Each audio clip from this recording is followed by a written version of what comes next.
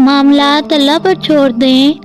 جن لوگوں نے آپ کو تکلیف دی انہیں معاف نہ کر سکیں تو بھول جائیں۔ اپنے معاملات اللہ پر چھوڑ دیں۔ مسکرانے اور خوش رہنے کی کوشش کیا کریں اور یہ یقین رکھا کریں کہ جو زمین سے نہیں ہوتا وہ آسمان سے ہوتا ہے، ضرور ہوتا ہے۔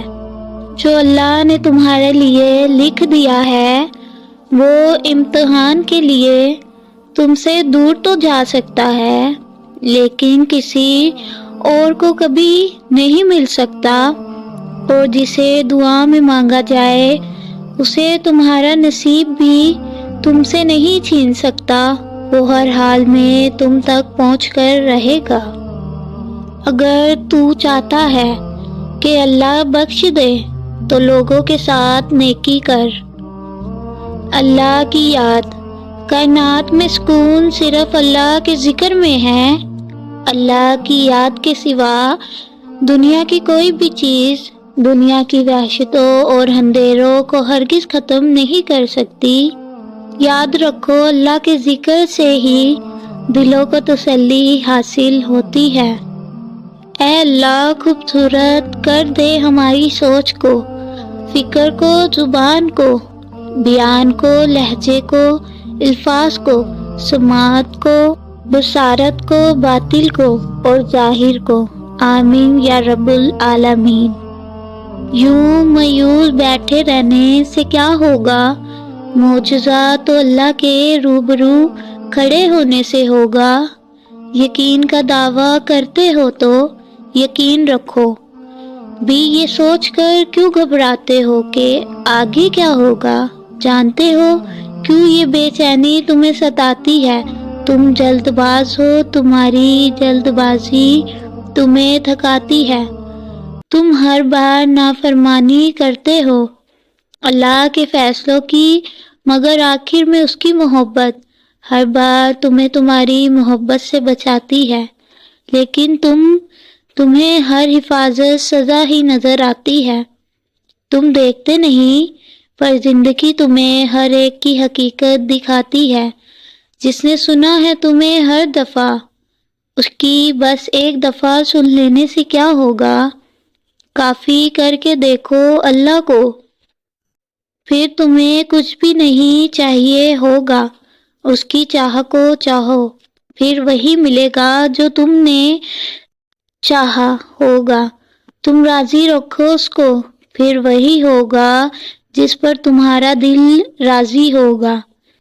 سب کا سب تمہارا جب تمہارا کارساز اللہ ہوگا۔ پتہ ہے جب انسان اللہ سے محبت کرنے لگتا ہے تو اللہ سب سے پہلے اس کا دل بدلتا ہے، اور ایسے بدلتا ہے کہ یہ دل سارے راز، ساری پوشیدہ باتیں سمجھنے لگتا ہے۔ جو کسی کو نظر نہیں آتا وہ بھی دیکھنے لگتا ہے، اور جو کسی کو سنائی بھی نہیں دیتی وہ اللہ کی وہ باتیں بھی سننے لگتا ہے۔ اللہ کی محبت میں بہت طاقت ہوتی ہے۔ اللہ کی محبت آپ کو بالکل بدل دیتی ہے اور نیا انسان بنا دیتی ہے۔ ایسا انسان جو ہر چیز میں، ہر انسان میں اچھائی ڈھونڈنے لگتا ہے، ایسا انسان جو برائی میں بھی مصلحت ڈھونڈنے لگتا ہے، ایسا انسان جو مشکلات میں بھی اچھے دنوں کی امید رکھتا ہے، ایسا انسان جو اللہ کی طرف سے آنے والی ہر چیز کو اس کی رحمت سمجھتا ہے، چاہے پھر وہ خوشی ہو یا پھر آزمائش۔ یہی فرق ہے انسان کی اور اللہ کی محبت میں۔ جب اللہ سے محبت ہونی شروع ہو جاتی ہے تو اس محبت کا اثر ہمارے اوپر ظاہر ہونے لگتا ہے۔ ہمارے قول و عمل سے اللہ کی محبت سکون ہے، امید ہے، توکل ہے، دعا ہے، عبادت ہے، مسکراہٹ ہے، اور پتہ ہے اللہ کی محبت خاموش رہنا بھی سکھاتی ہے۔ ایسی خاموشی جو دل کی گہرائیوں میں کہیں جا کے اللہ سے سرگوشیاں کرتی ہے، جس کے اندر سارے احساس بیان ہوتے ہیں جو اللہ کے سوا کوئی نہیں سنتا، کوئی نہیں سمجھتا، کوئی نہیں جانتا۔ ایک وقت تھا جب برقع یا عبایا پردہ اور حیا کی علامت کہلاتا تھا، پھر برقعے نے ارتقاء کا سفر طے کیا اور تنگ و طریق گلیوں سے ہوتا ہوا جسم کے ساتھ ایسا چپکا گیا کہ اب برقعے کو بھی برقعے کی ضرورت پڑ گئی، اور اب دور جدید کا برقع بے حیائی کی علامت بن گیا۔ ترقی کا سفر ابھی مزید جاری ہے، جو متصر اور تنگ لبازی سے نکل کر بے لبازی کی طرف رواں دواں ہے۔ کل جنہیں چھو نہیں سکتی تھی فرشتوں کی نظر، آج وہ رونق بازار نظر آتے ہیں۔ ہم سفر کی نشانی۔ بہترین ہم سفر کی سب سے بڑی خاصیت یہ ہے کہ وہ آپ سے اختلاف اور ناراضگی کے باوجود بھی آپ کا خیال رکھنا اور فکر کرنا نہیں چھوڑتا۔ اللہ پر یقین کرنے کے لیے وجہ کی ضرورت نہیں ہونی چاہیے۔ جب دماغ کی رگیں 100 طرح کی الجھنوں میں ہو اور اسباب کی جگہ سوالیہ نشان آ جائے، اس وقت اس بات پر یقین رکھنا کہ اگر وہ چاہے تو آگ جلا نہیں سکتی، سمندر ڈبا نہیں سکتا، مچھلی نگل لیتی ہے مگر ہضم نہیں کر سکتی، چاند 2 ٹکڑے ہو جاتا ہے، الیقین کہلاتا ہے۔ میرے اللہ کیسے خوش نصیب ہوتے ہیں نا وہ جو تجھے پہچان جاتے ہیں، جو جان جاتے ہیں کہ آزمائش محروم کرنے نہیں آئی بلکہ کوئی مقام دینے آئی ہے، جو آنکھیں بند کر کے کہہ دیتے ہیں اے مالک جو تیری رضا میری رضا۔ رشک آتا ہے مجھے ان لوگوں پہ جو رب پہ اندھا یقین رکھتے ہیں، جو عقل سے آگے دل کو رکھتے ہیں، جو دلیل سے آگے عشق کو رکھتے ہیں۔ عشق کہتی ہے آگ جلا دے گی، عشق کہتا ہے وہ رب ہے نا، عقل کہتی ہے سمندر میں نہ جا، عشق کہتا ہے وہ رب ہے نا، عقل کہتی ہے تو بچھڑ گیا وہ کبھی نہیں ملے گا، عشق کہتا ہے رب ہے نا۔ عقل مشکلات کھڑی کرتی ہے اور عشق مشکلات پار کرا دیتا ہے۔ مجھے حضرت ابراہیم علیہ السلام کی اللہ سے محبت پر رشک آتا ہے کہ جب جبرائیل علیہ السلام نے کہا اے ابراہیم آپ کو اپنے رب سے کچھ کہنا ہے، تو جواب آتا ہے کہ کیا میرا رب میرے حال سے واقف نہیں؟ میں ندامت سے چور سر جھکائے خود سے پوچھتی ہوں کہ اے اللہ کی بندی کیا تمہارا رب تمہارے ساتھ نہیں؟ ان حالات پر ہاں ہوتی ہے جو مجھے ساتھ دلاتے ہیں کہ چاہے سب کچھ چھین لے مگر میرے اللہ سے رشتہ کیسے چھین سکتے ہیں۔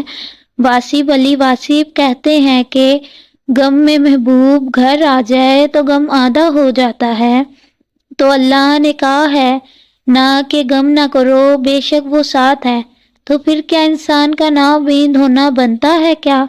پھر کر لو یقین اس پر۔ گناہ ہاں ایسا ہی ہوتا ہے، گناہ تنہائی مانگتے ہیں، گناہ خاموشی مانگتے ہیں۔ اگر انسان گناہ کے وار سے زخمی ہوتی اپنی روح کی چیخ و پکار سن لے تو تڑپ اٹھے، اگر وہ گناہوں کے رجسٹر پر کاتبین کے تیزی سے چلتے قلم کی آواز سن لے تو اس پر دہشت طاری ہو جائے، اگر وہ وقت گناہ شیطان کو اپنے اتنا قریب دیکھ لے تو ہوش کر بیٹھے، لیکن افسوس وہ ان سب سے بے خبر اپنا کام کرتا چلا جاتا ہے۔ اللہ تمہیں اتنا صبر دے کہ تمہارا دل ہر حال میں مطمئن رہے، اللہ تمہیں اتنا مضبوط بنائے کہ کوئی بھی تمہیں توڑ نہ سکے، اللہ تمہیں اتنا اپنے قریب کر لے کہ کسی اور کی تمہیں ضرورت نہ پڑے، اللہ تمہیں اپنی اتنی محبت دے کہ کسی اور کی محبت کے لیے نہ ترسو، اللہ تمہیں دنیا کی اتنی سمجھ عطا کر دے کہ تم اس کے ہر فیصلے پر راضی ہو جاؤ۔ اللہ تمہیں اتنا خوش نوازے کہ تم کسی کے محتاج نہ رہو۔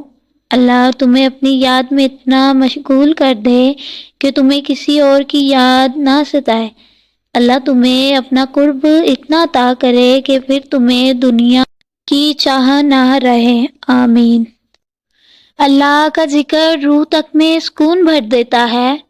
غم کوئی بھی ہو، فکر کتنی ہی ہو، پریشانی جتنی بھی بڑی ہو، دل پر لگنے والی چوٹ کتنی ہی گہری ہو، دل کو ایک بار راضی کر لیں، منوا لیں۔ وہ اللہ ہے، میرا اللہ، منصف، رحیم، مالک، حاکم، میرا سب کچھ۔ دل پر سکون ہو جاتا ہے اور حل اس قدر جلدی نکل آتے ہیں کہ گمان بھی ناممکن ہے۔ پتہ ہے اللہ اپنا قرب کسے عطا کرتا ہے؟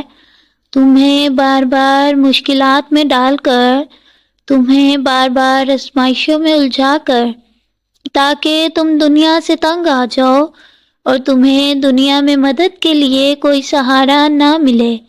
تم جس طرف بھی نگاہ ڈالو تو مایوس ہو جاؤ اور تھک ہار کر تمہاری نگاہیں واپس اپنے اللہ کی طرف پلٹ آئیں اور وہ تمہارا منتظر اللہ اپنی بارگاہ میں تمہارا استقبال کرے اور تمہیں اپنی قربت سے نواز دے۔ میرا اللہ مٹی سے کیا کیا رنگ نکالتا ہے۔ نصیب سے ضد کبھی نہیں لڑ سکتی، نصیب سے عاجزی لڑتی ہے۔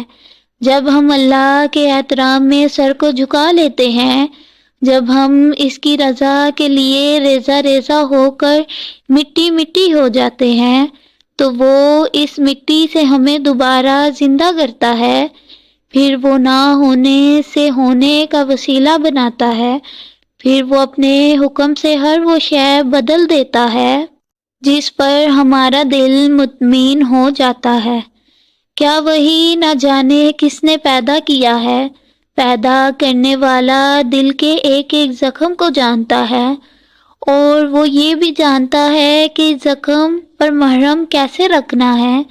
جب ہمارے خاموش وجود کو کوئی نہیں سنتا تو صرف اللہ ہی سنتا ہے، پھر اللہ ہر بار مل جاتا ہے، جب جب پکارو مل جاتا ہے۔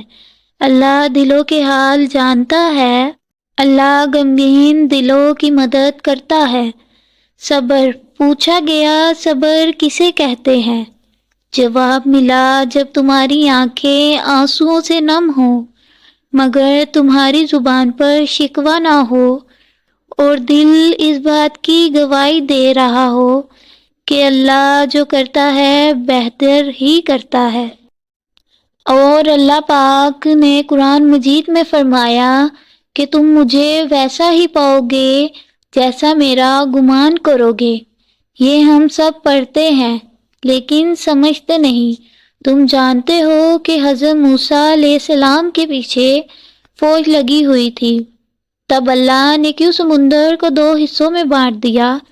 تم جانتے ہو کہ حضرت ابراہیم علیہ السلام کو آگ میں جانے کا حکم دیا گیا تو کیوں اس نے آگ کو ٹھنڈا کر دیا؟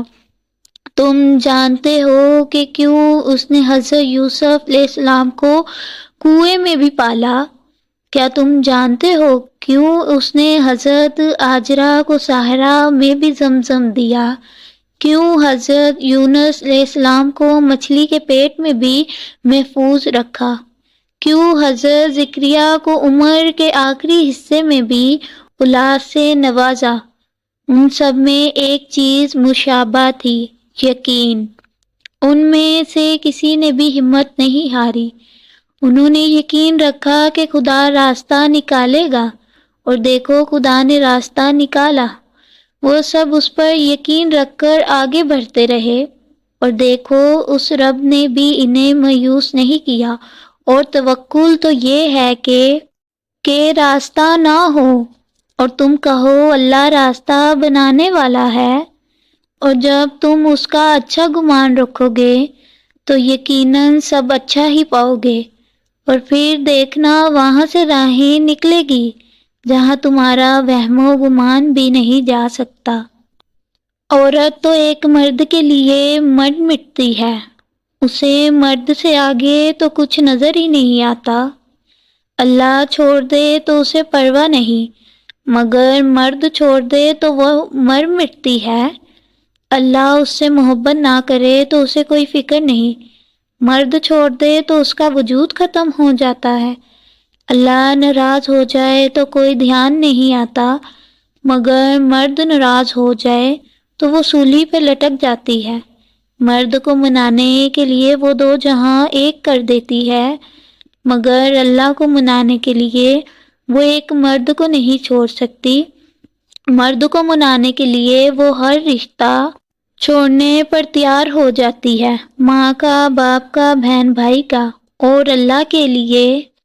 کیا وہی رب جس نے آپ کو پیدا کیا، کیا وہ رب جس نے آپ کو مکمل انسان بنایا، کیا وہ رب جس نے آپ کو مشکل سے مشکل اوقات میں بھی سنوار کے رکھا، تھام کے رکھا، کیا وہ رب جو مسلسل آپ کو نوازے جا رہا ہے، کیا وہ اس قابل نہیں کہ اس کی قدر کی جائے، اس کا احسان مانا جائے، خود کو اس کے احسانوں کے تلے دبا ہوا محسوس کر کے دیکھا جائے؟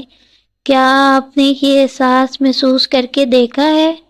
کیا آپ نے دل سے الحمدللہ کو محسوس کر کے دیکھا ہے؟ نہیں۔ کیا تو کس بات کا انتظار کر رہے ہیں؟ کیا ٹالے جا رہے ہیں؟ ابھی بھی وقت ہے، ابھی بھی وقت ہے۔ تو تم اپنے رب کی کون کون سی نعمتوں اور قدروں کا انکار کرو گے؟ مالا، اگر بچے موتی ہیں تو ماں وہ مالا ہے جو اپنے خاندان کو جوڑے رکھتی ہے، اور اس کے ٹوٹنے پر سارے موتی بکھر کر رہ جاتے ہیں۔ آپ صلی اللہ علیہ وسلم ان سے پوچھے، آسمانوں اور زمین کا مالک کون ہے؟ کہہ دیجئے کہ وہ صرف اللہ ہی ہے۔ آپ کہہ دیجئے اس کے باوجود تم لوگوں نے اللہ کو چھوڑ کر ایسے خود ساختہ مددگار بنا لیے ہیں جو خود اپنی ذات میں کسی نفع و نقصان کا اختیار نہیں رکھتے۔ ان سے پوچھے کہ کیا اندھا اور دیکھنے والا برابر ہو سکتا ہے؟ کیا اندھیرے اور روشنی برابر ہو سکتے ہیں؟ کیا ان کے ٹھہرائے ہوئے شرکوں نے بھی اللہ کی طرح طرح کی کوئی تخلیل کی ہے جس کی وجہ سے یہ لوگ شک میں پڑے ہوئے ہیں؟ آپ صلی اللہ علیہ وسلم کہہ دیجئے کہ صرف اللہ ہی تمام چیزوں کا خالق ہے، وہی ایک ہے جو سب پر غالب ہے، بے شک۔